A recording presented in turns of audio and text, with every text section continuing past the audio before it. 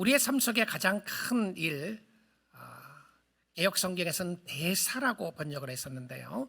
우리의 삶 속의 대사는 하나님이 누구시고 하나님이 어떤 일을 행하셨는가에 대한 부분입니다.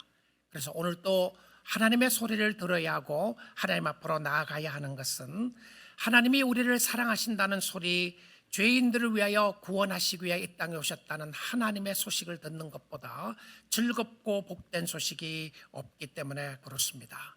시편 126편에서는 이렇게 시작을 합니다. 1절을 다시 한번 보겠습니다.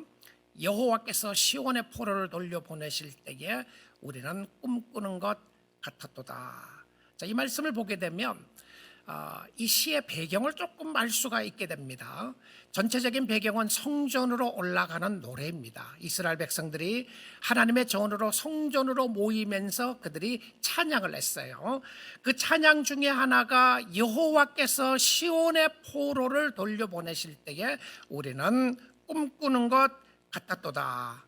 그럼 이 배경 중에 하나가 이스라엘 백성들이 언제 포로로 있었느냐 하면 바벨론 생활을 할 때에 아마 이 부분은 애굽 나라에 대한 부분보다는 바벨론의 포로로 70년 동안 살고 있다가 70년이 끝나고 난 이후에 약속의 땅 가나안 땅으로 돌아오게 됩니다.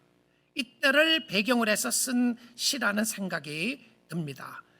과거를 돌아보면서 약속의 신실하신 하나님께서 70년이 지나고 난 이후에 그 백성들을 시온 땅으로 가나안 땅으로 다시 돌이킬 때에 그들은 꿈꾸는 것 같았도다.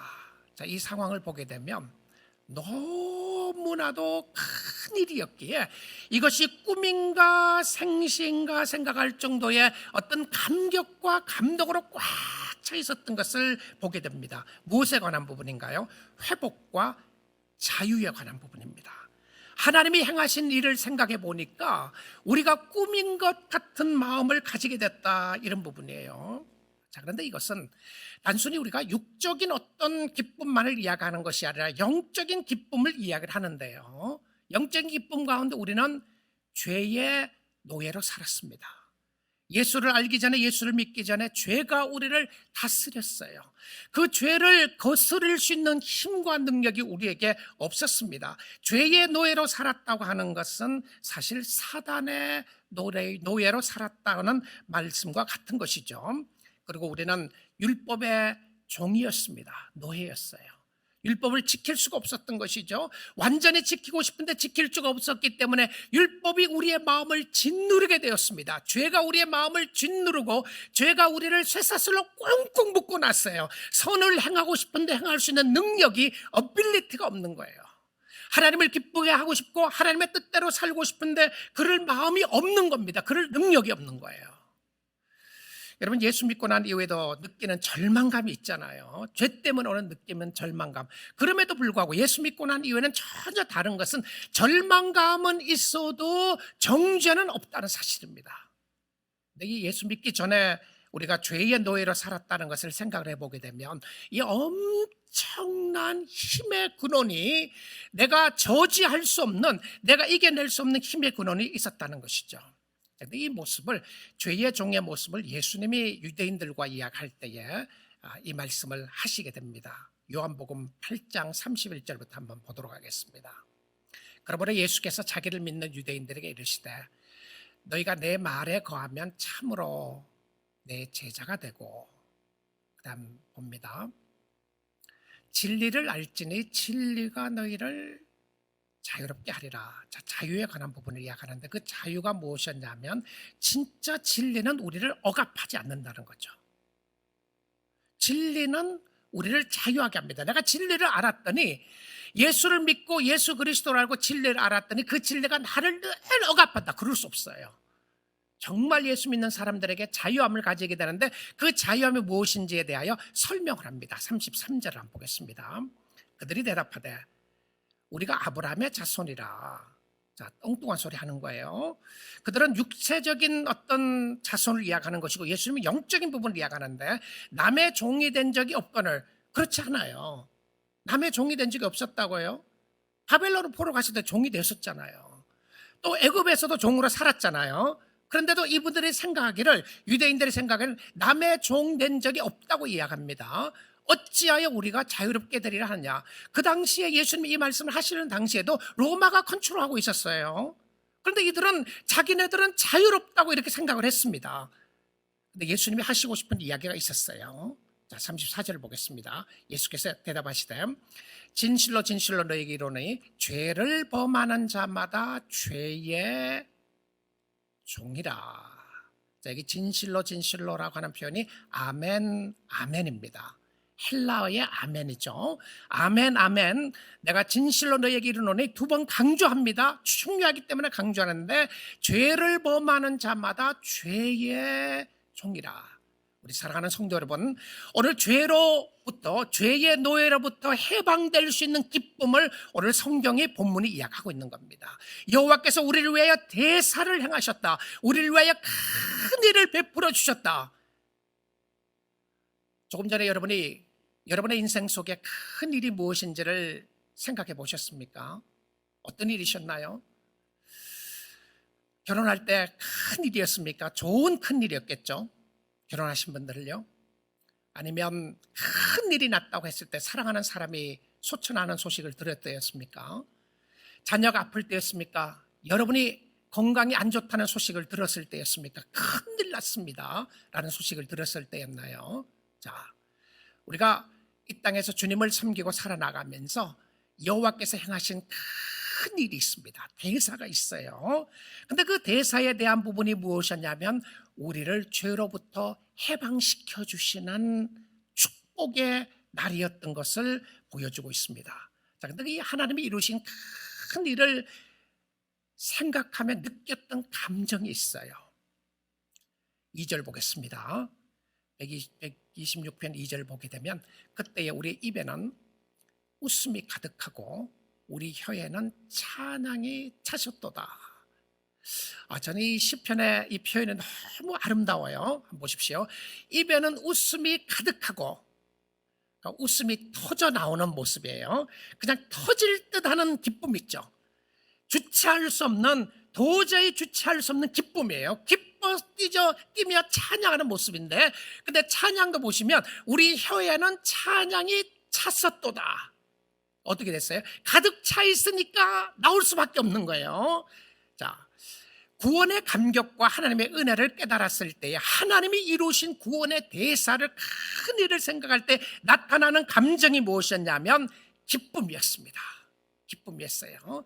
그때 문나라 가운데서 말하기를 여호와께서 그들을 위하여 큰 일을 행하셨다 하였도다. 죄로부터의 자유였고 해방이었던 것을 이야기하는데 그 해방을 하시는 것을 보면서 여호와께서 이루어 놓으신 일들로 보게 되었습니다. 하나님이 행하신 구원의 역사였고 구원의 기쁨이었어요. 자, 연결해서 3절 한번 보겠습니다.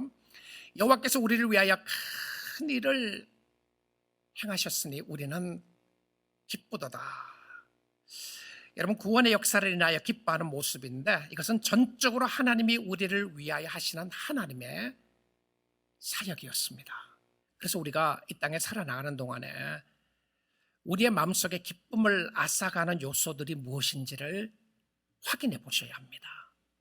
죄의 요소 중에 하나는 끊임없이 우리의 구원의 역사를 도전해 옵니다.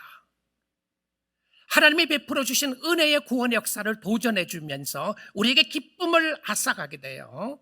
근데 우리의 마음속에 이 쓴뿌리들을 빨리 뽑아내야 하는데, 불평할 때에 구원하신 주님을 생각하면 주님 앞에 가까이 나가야 되는데 우리의 상황과 형편 속에서 그러지 못할 때가 있음을 보게 됩니다. 사랑하는 성도 여러분, 오늘 아침 시간에 여러분의 삶 속에 어떤 일이 상황이 있다고 할지라도 오늘 구원을 베풀어 주신 하나님을 인하여 기뻐할 수 있기를 주님의 이름으로 축복드립니다. 하나님이 베풀어 주신 구원의 역사를 다시 생각해 보시고요, 여호와 하나님이 이루어 주신 여러분의 심령 속에 함께 하시고 축복하신 구원의 역사를 헤아려 보시면서 하나님을 바라볼 수 있기를 원하는데, 스바냐 3장에도 말씀을 이렇게 이야기를 하고 있습니다. 기뻐할 것을 이야기하면서 시온에 따라 노래할지어다, 이스라엘아 기쁘게 부를지어다. 여러분, 시온은 이스라엘 백성들을 상징하는 표현 중에 하나였습니다. 시온에 따라 노래하고 이스라엘에 기쁘게 부를지어다, 예루살렘 따라 전심으로 기뻐하며 즐거워할지어다. 참 오늘날 우리에게 아삭한 요소 중에 하나가 기쁨인 것 같아요. 오히려 우리는 세상적인 기쁨이 아니라 오늘 되찾아야 할 기쁨은 영적인 기쁨이라는 생각이 듭니다. 여러분 정말 구원을 베풀어 주신 주님 때문에 기뻐하고 있으시나요? 마음속에서 나오는 기쁨 말입니다. 전심으로 기뻐하며 즐거워할지어다. 자, 여기서 이야기하는 걸 보게 되면 이 기쁨이 단순히 어떤 감정적인 기쁨의 느낌만이 아니라는 것을 알게 됩니다. 우리는 그렇게 생각하죠. 내가 기쁩니다. 기쁘기 때문에 감정적인 요소 때문에 기뻐할 수 있고 감정적인 기쁨의 요소가 없기 때문에 기뻐할 수 없습니다. 이렇게 생각할 수 있어요. 그런데 놀랍게도요. 하나님의 백성들에게 이야기하고 있는 것은 이 기뻐하는 것을 뭐라고 이야기를 하냐면 명령어처럼 이야기를 하고 있어요. 노래할지어다, 부를지어다, 즐거워할지어다. 무엇을 이야기하나요? 이것은 어떤 감정적인 요소에 의해서 흔들리는 상황을 이야기하는 것이 아니라 우리가 전심으로 마음을 다해서 헌신해야 될 부분을 이야기합니다. 기뻐하십시오. 찬양하십시오.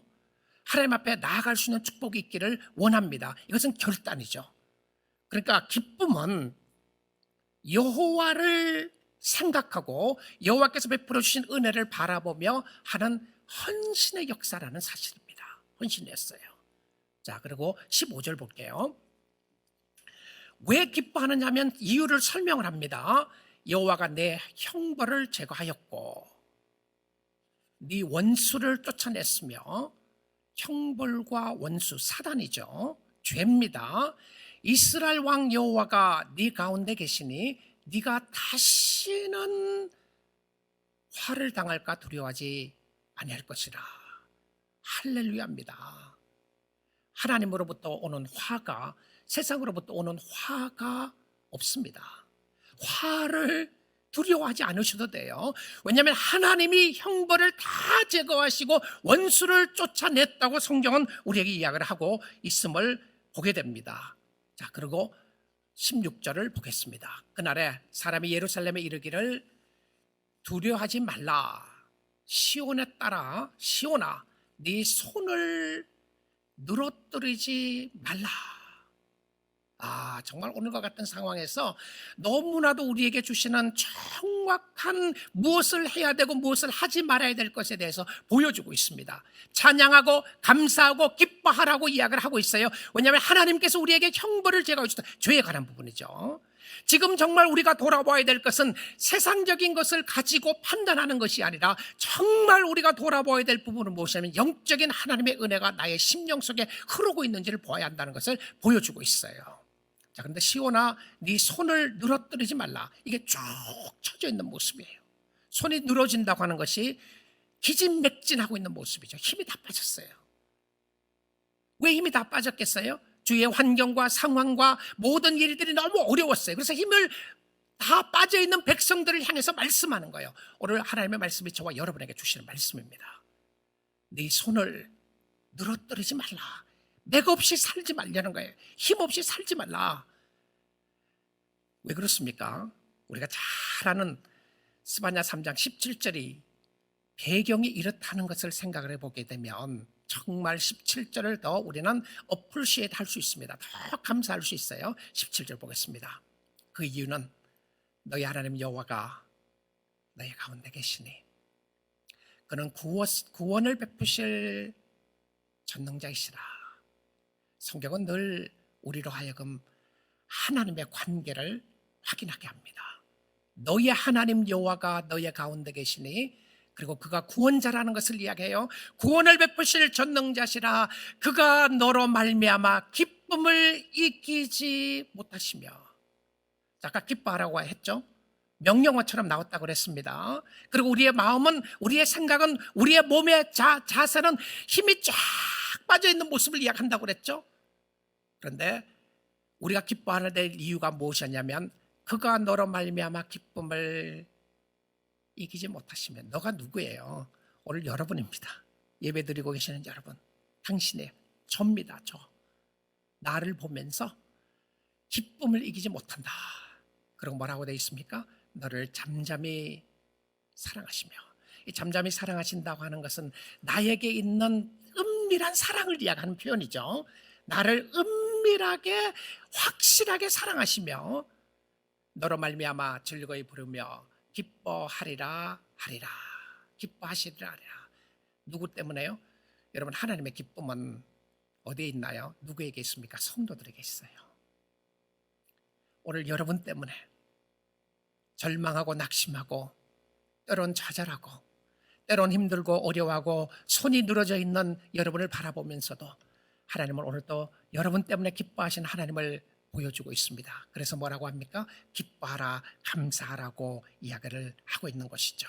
구원의 기쁨과 구원의 회복이었습니다.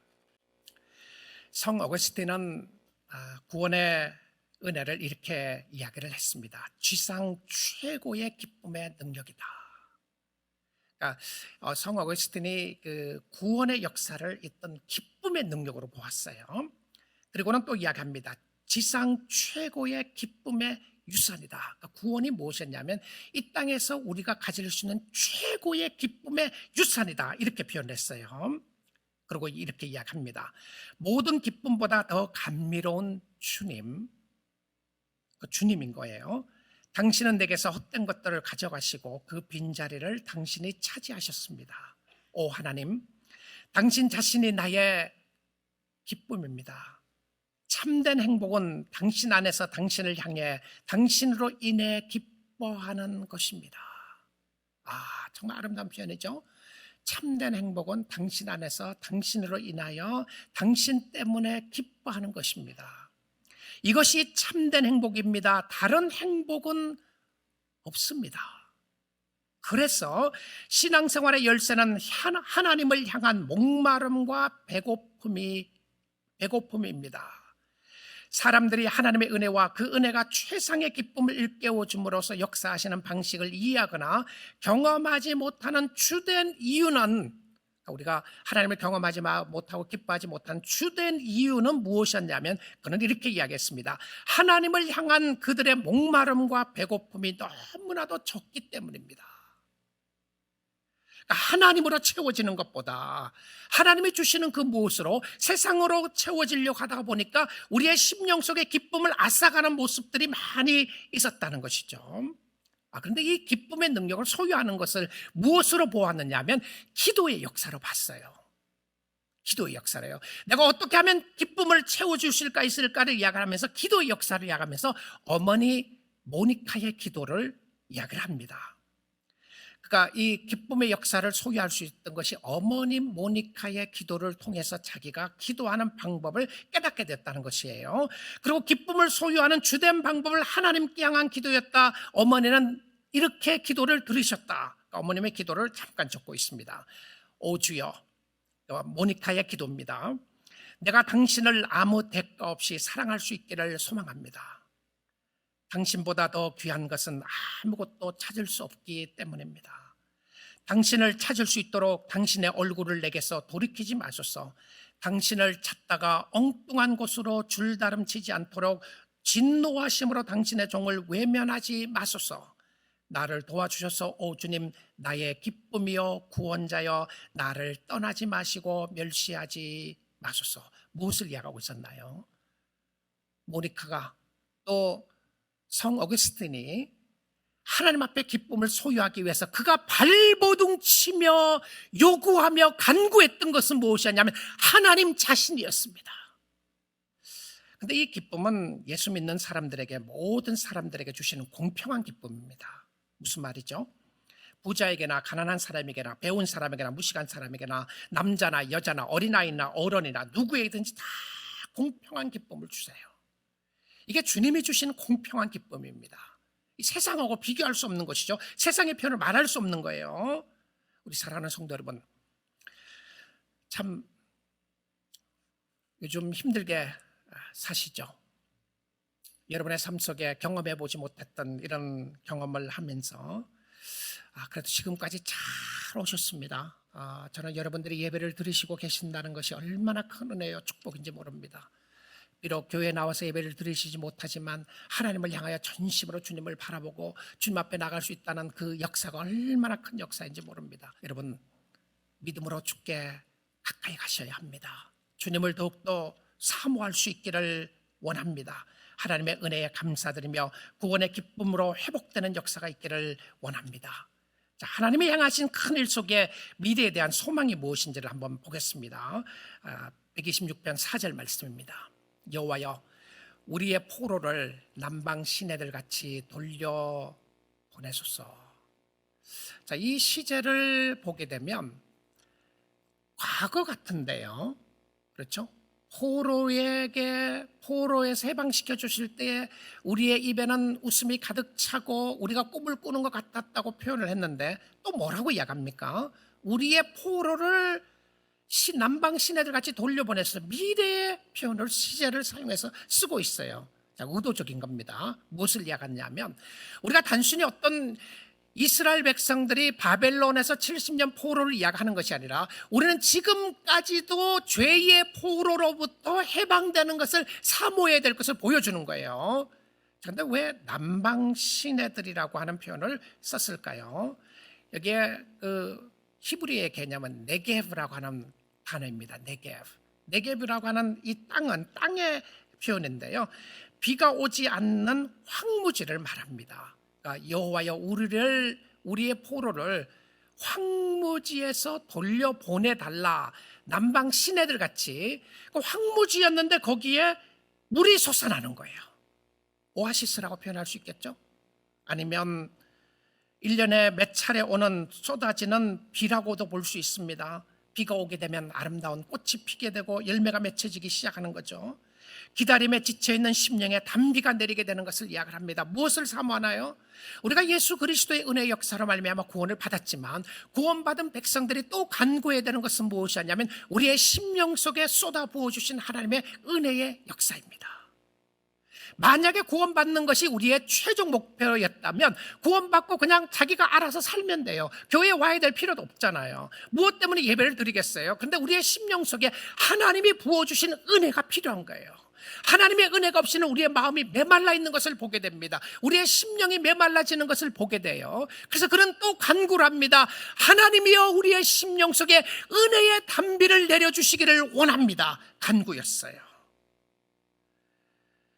우리 믿음의 가족 여러분, 주님을 섬기다가 지칠 때 있습니다. 신앙생활하다가 지칠 때가 있고, 기도하다가 힘들 때가 있고, 가정의 어려움 때문에, 또 우리의 삶 속의 어려움과 힘든 일 때문에 지치고 피곤할 때 있어요. 세상의 정치적인 요소를 보면서도 지칠 때도 있고 힘들 때도 있고 여러 가지 어려울 때도 있는데요, 하나님 우리의 심령 속에 성령의 단비를 부어주시기를 원합니다.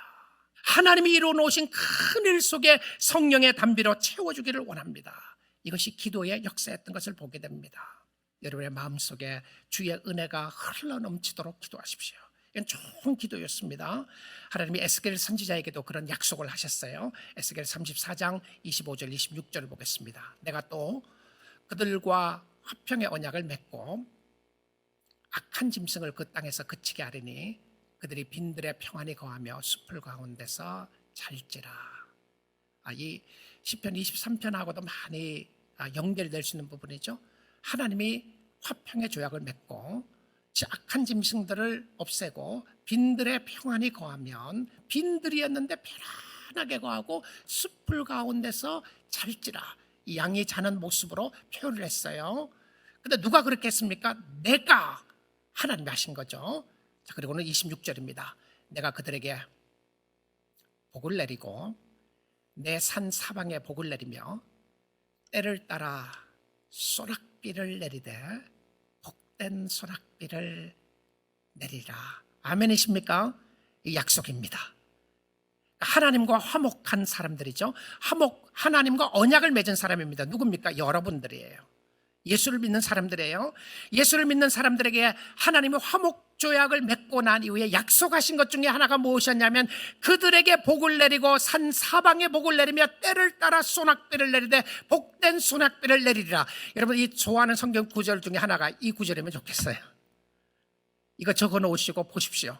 하나님과 화평의 조약을 맺었을 때 하나님이 여러분의 가정을 어떻게 축복하시고 여러분의 삶을 어떻게 축복하시고 여러분을 인도하시는지를 보시면서 하나님 우리의 심령 속에, 메마른 심령 속에 하나님의 소낙비를 내려주시기를 원합니다. 은혜의 단비를 내려주시기를 원합니다. 하나님의 약속의 모습 가운데 나가기를 원합니다. 약속의 모습이었어요. 자, 근데 하나님의 은혜를 사모하는 사람들이 그것으로 그치지 않아요. 오늘 해야 할 일들이 있습니다. 이 같은 시편에서 나오는 부분이죠. 126편 5절을 보겠습니다. 눈물을 흘리며 씨를 뿌리는 자는 기쁨으로 거두리로다. 이 기쁨이 그냥 터져 나오는 기쁨이 있었는데 기뻐하라고 그러고 나서는요, 이 기쁨이 무엇과 함께 나타나느냐 하면 눈물과 기쁨이 함께 존재하고 있어요. 저는 이 세상의 모습을 잘 보여주고 있다고 생각합니다. 세상에 있는 텐션입니다. 이 세상에 살아나가면서 성도들에게도 느끼는 부분인데, 이 기쁨은 단순히 어떤 감정적인 표현이 아니라 하나님께서 주시는 은혜에 대한 표현이었고 구원의 감격에 대한 기쁨의 표현이었는데요. 그런데 무엇을 이야기하고 있습니까? 눈물을 흘리며 씨를 뿌리는 자는 기쁨으로 거둔다. 씨를 뿌려야 하는 고통과 노동의 힘듦을 이야기하고 있어요. 사는 것이 쉽지 않는 거죠. 산다는 것이 때론 눈물 흘려야 될 때가 있고 힘들고 어려울 때가 있음을 보여주는데요. 6절 말씀도 한번 보겠습니다. 울며 씨를 뿌리러 나가는 자는 반드시 기쁨으로 그 곡식단을 가지고 돌아오리로다. 울며, 왜 울며 씨를 뿌려요? 기쁘게 씨를 뿌리면 안 되나요? 여러분, 하나님의 은혜의 역사는 저절로 생기지 않아요. 그렇죠. 때론 우리가 살아가면서 뼈를 깎는 듯한 아픔이 있습니다. 이해할 수 없는 길을 걸어갈 때도 있고요. 그런데 이 기쁨을 소유하고 있는 사람들은 가만히 앉아있는 사람이 아니었어요. 하나님 뭔가를 나에게 좀 뭔가를 하시죠. 이미 하셨어요. 여러분의 삶 속에 어쩌면 설명할 수 없는 어려움을 당하고 있는 사람도 있을 겁니다. 말하고 싶지 않는 힘든 마음들요. 그것이 가정사일 수도 있고 자신의 건강일 수도 있고 아픔일 수도 있고 여러 가지 나만이 느끼는, 나만이 알고 있는 어렵고 힘든 부분이 있을 수도 있습니다. 뼈를 깎는 듯한 아픔을 느낄 수도 있고 힘들고 어려움이 있을 수도 있지만 때론 그리스도인의 기쁨은 가시와 함께 있는 장미꽃과도 같습니다. 예수 때문에 기뻐하고 예수 때문에 찬양하고 이스라엘 백성들의 이런 텐션 속에 살았지만 하나님이 주시는 기쁨을 소유하고 그 능력을 소유하고 은혜를 소유하고 주님을 바라보았던 하나님의 사람들이었습니다. 사랑하는 성도 여러분, 하나님이 베풀어 놓으신 큰 일은 여러분의 베풀어 놓으신 구원의 역사였습니다. 그래서 오늘 기뻐하십시오. 오늘 감사하십시오. 여러분이 인하여 기뻐하시는 하나님을 바라보시면서 절망 가운데, 낙심 가운데 소망을 가질 수 있기를 원합니다. 혹시 여러분의 손이 늘어져 있으십니까? 늘어뜨려져 있나요? 다시 한번 주님을 바라보시면서 주님이 주시는 큰 소망으로, 큰 기쁨으로 주를 섬기는 축복의 역사가 있기를 주님의 이름으로 축복드립니다.